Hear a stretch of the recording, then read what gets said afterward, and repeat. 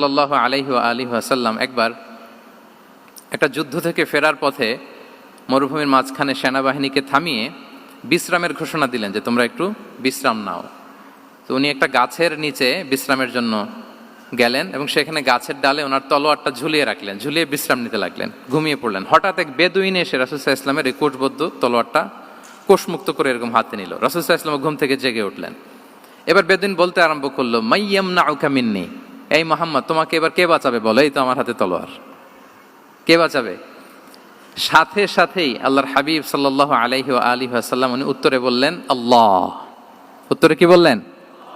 কোনো চিন্তা ভাবনা নাই যে ওরে আঘাত করা যায় কিনা পাল্টা, বা কোনোভাবে ওর কনফিডেন্স ডাউন করা যায় কিনা, এদিক সেদিক কারো সাপোর্ট চাওয়া যায় কিনা, কোনো দিকে না তাকিয়ে কি বললেন?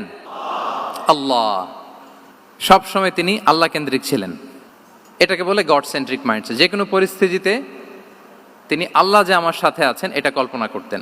এবং সুনানে আবু দাউদের একটি বর্ণনা এসেছে, রাসূল সাল্লাল্লাহু আলাইহি ওয়াসাল্লাম কানা নবী সাল্লাল্লাহু আলাইহি ওয়াসাল্লাম ইযা হাযাবাহু আমরুন সাল্লা, তাকে যখন কোনো জিনিস বিচলিত করত তিনি জায়নামাজের মুসল্লায় দাঁড়িয়ে যেতেন, সালাতের জন্য দাঁড়িয়ে যেতেন। বিপদে পড়লেই আল্লাহর কাছে সেটা সঁপে দিতেন, শেয়ার করতেন। আমরা বর্তমানে কোনো বিপদে পড়লেই কি করি? আগে কোথায় শেয়ার করি? ফেসবুকে। আসলে করা উচিত কার সাথে?